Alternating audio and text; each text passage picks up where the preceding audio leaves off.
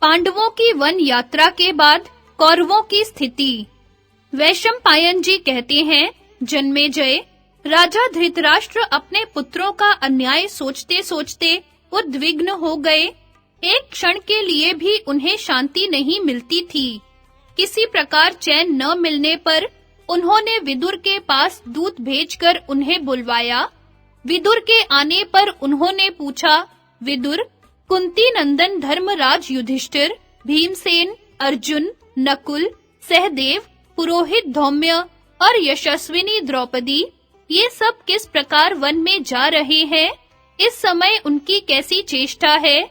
यह सब मैं सुनना चाहता हूँ। विदुर जी ने कहा, महाराज, यह तो स्पष्ट ही है कि आपके पुत्रों ने छल छंद से धर्मराज का राज्य और वैभव छीन लिया है। फिर भी विचारशील धर्मराज की बुद्धि धर्म से विचलित नहीं हुई है। इसी से वे कपट पूर्वक राज्यच्युत किए जाने पर भी आपके पुत्रों पर दया का ही भाव रखते हैं। वे अपने क्रोधपूर्ण नेत्रों को बंद किए हुए हैं। ऐसा इसलिए कि कहीं उनकी लाल-लाल आंखों के सामने पड़कर कौरव भस्म न हो जाएं।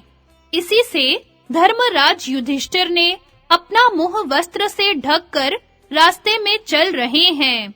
भीमसेन को अपने बाहुबल का बड़ा अभिमान है। वे अपने को बेजोड़ समझते हैं, इसलिए वे वन गमन के समय शत्रुओं को अपनी बाह फैला कर दिखाते जा रहे हैं कि समय पर मैं अपने बाहुबल का जौहर दिखाऊंगा। कुंती नंदन अर्जुन धर्मराज के पीछे-पीछे धूल उड़ाते चल रहे हैं। इस प्रकार वे इस बात की सूचना दे रहे हैं कि युद्ध के समय शत्रुओं पर कैसी बाण वर्षा करेंगे। इस समय जैसे वह धूल अलग-अलग उड़ रही है, वैसे ही अर्जुन शत्रुओं पर अलग-अलग बाण वर्षा करेंगे। सहदेव ने अपने मुंह पर धूल मल रखी है। युधिष्ठिर के पीछे-पीछे चलकर मानो वे यह कह रहे हैं कि कोई मेरा मुंह न देखे। नकुल ने तो अपने सारे शरीर में ही धूल मल ली है। उनका अभिप्राय यह है कि मेरा सहज सुंदर रूप देखकर कहीं मार्ग की स्त्रियां मोहित न हो जाएं। द्रौपदी इस समय रजस्वला है। वे एक ही वस्त्र पहने केश खोलकर रोते-रोते जा रही हैं। उन्होंने चलते समय कहा है कि जिनके कारण मेरी यह दुर्दशा हुई है, उनकी स्त्रियां भी आज से 14वें वर्ष अपने स्वजनों की मृत्यु से दुखित होकर इसी प्रकार हस्तिनापुर में प्रवेश करेंगी। सबके आगे-आगे चल रहे हैं पुरोहित धौम्य। वे नैऋत्य कोण की ओर कुशों की नोक करके यम देवता संबंधी साम मंत्रों का गायन कर रहे हैं।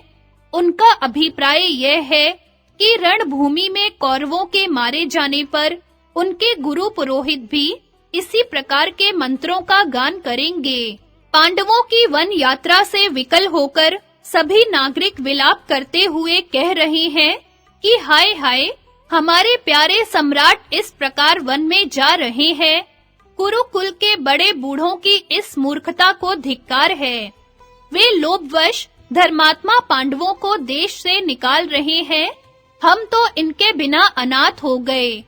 इन अन्यायी कौरवों के साथ हमारी कोई सहानुभूति नहीं रही। प्रजा इस प्रकार बिगड़ रही है और उधर पांडवों के जाते ही आकाश में बिना मेघ के ही बिजली चमकी, पृथ्वी थरथरा गई, बिना अमावस्या के ही सूर्य ग्रहण लग गया, नगर की दाहिनी ओर उल्कापात हुआ, गीध, गीदड़ और कौवे आदि मांस भक्षी जीव देवालयों, बुर्जों, किलों और अटारियों पर मांस एवं हड्डियां डालने लगे। इन उत्पातों का फल है भरत वंश का सत्यानाश। यह सब आपकी दुर्मति का फल है।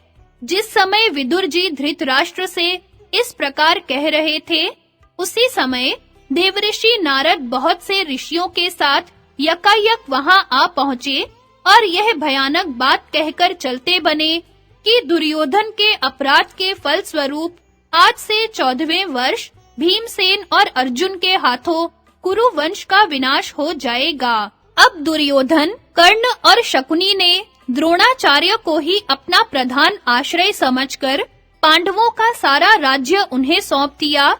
द्रोणाचार्य ने कहा, भरतवंशियों, पांडव देवताओं के पुत्र हैं, उन्हें कोई मार नहीं सकता। यह बात सभी ब्राह्मण कहते हैं। फिर भी धृतराष्ट्र के पुत्रों ने मेरी शरण ली है, इसलिए इनके सहायक राजाओं के साथ मैं अपनी शक्ति के अनुसार इनकी पूरी सहायता करूंगा। मैं शरणागत का त्याग नहीं कर सकता। इच्छा न होने पर भी यह काम करना पड़ रहा है। क्या करूं? देव ही सबसे बलवान है। कौरवों, पांडवों को वन में भेजने से ही तुम्हारा काम पूरा नहीं हो गया। तुम्हें अपनी भलाई का प्रबंध शीघ्र करना चाहिए।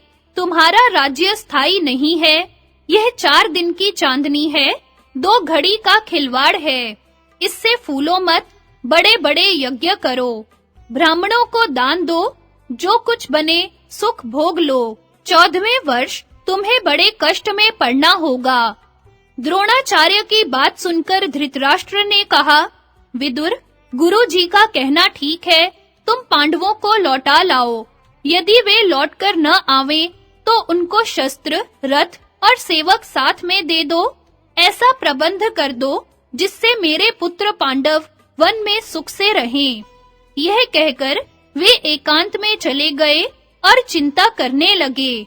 उनकी सांस लंबी चलने लगी और चित्त विभल हो गया। उसी समय संजय ने उनसे कहा कि महाराज, आपने पांडवों को राज्यच्युत करके वनवासी बना दिया, उनका धन वैभव और भूमि हथिया ली। अब आप शोक क्यों कर रहे हैं? धृतराष्ट्र ने कहा, संजय, पांडवों से वैर करके भी भला किसी को सुख मिल सकता है? वे युद्ध कुशल, बलवान और महारथी हैं। संजय ने तनिक गंभीर होकर कहा, महाराज, अब यह निश्चित है कि आपके कुल का तो नाश होगा ही, निरीह प्रजा भी न बचेगी। भीष्म पितामह, द्रोणाचार्य और विदुर जी ने आपके दुरात्मा पुत्र दुर्योधन को बहुत रोका, फिर भी उस निर्लज्ज ने पांडवों की प्रिय पत्नी धर्मपरायणा द्रौपदी को सभा में बुलवाकर अपमानित किया। विनाश काल समीप आने पर बुद्धि मलिन हो जाती है, अन्याय भी न्याय के समान दिखने लगता है। वह बात हृदय में इतनी बैठ जाती है कि मनुष्य अनर्थ को स्वार्थ और स्वार्थ को अनर्थ देखने लगता है तथा मर मिटता है। काल डंडा मारकर किसी का सिर नहीं तोड़ता, उसका बल तो इतना ही है कि वह बुद्धि को विपरीत करके भले को बुरा और बुरे को भला दिखलाने लगता है। आपके पुत्रों ने अयोनिजा, पतिव्रता, अग्निवेदी से उत्पन्न सुंदर द्रौपदी को भरी सभा में अपमानित करके भयंकर युद्ध को न्योता दे दिया है। ऐसा निंदनीय काम दुष्ट दुर्योधन के अतिरिक्त और कोई नहीं कर सकता। धृतराष्ट्र ने कहा, संजय, मैं भी तो यही कहता हूँ। द्रौपदी की आर्त दृष्टि से सारी पृथ्वी भस्म हो सकती है, हमारे पुत्रों में तो रखा ही क्या है। उस समय धर्मचारिणी द्रौपदी को सभा में अपमानित होते देखकर भरतवंश की सभी स्त्रियां गांधारी के पास आकर करुण क्रंदन करने लगी थी। ब्राह्मण भी हमारे विरोधी हो गए हैं। वे सायंकाल हवन न करके नागरिकों के साथ उन्हीं बातों की चर्चा करते हैं और दुखी होते रहते हैं। जिस समय भरी सभा में द्रौपदी के वस्त्र खींचे गए थे, उस समय तूफान आ गया, बिजली गिरी, उल्कापात हुआ, बिना अमावस्या के ही सूर्य ग्रहण लग गया। सारी प्रजा भयभीत हो गई थी। रथशाला में आग लग गई, मंदिरों की ध्वजाएं गिरने लगी, यज्ञशाला में सियारने हुआ करने लगी, गधे रेंकने लगे। ऐसे अपशकुन देखकर भीष्म, कृपाचार्य, सोमदत्त, बाहलीक और द्रोणाचार्य सभा भवन से उठकर चले गए। विदुर की सम्मति से मैंने द्रौपदी को मुंह मांगा वर दिया और पांडवों को इंद्रप्रस्थ जाने की अनुमति दे दी।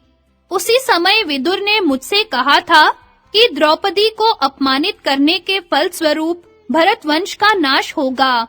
द्रौपदी देव के द्वारा उत्पन्न एक अनुपम लक्ष्मी है। वह पांडवों के पीछे-पीछे फिरती है। यह महान अपमान और कलेश पांडव, यदुवंशी और पांचाल नहीं सहेंगे, क्योंकि इनके सहायक और रक्षक हैं सत्य प्रतिज्ञ भगवान श्री कृष्ण। बहुत समझा बुझाकर विदुर ने हमारे कल्याण के लिए अंत में यही सम्मति दी कि आप सबके भले के लिए पांडवों से संधि कर लीजिए। संजय, विदुर की बात धर्मानुकूल तो थी ही, अर्थ की दृष्टि से भी कम लाभ की नहीं थी, परंतु मैंने पुत्र के मोह में पड़कर उसकी प्रसन्नता के लिए उनकी बात की उपेक्षा कर दी।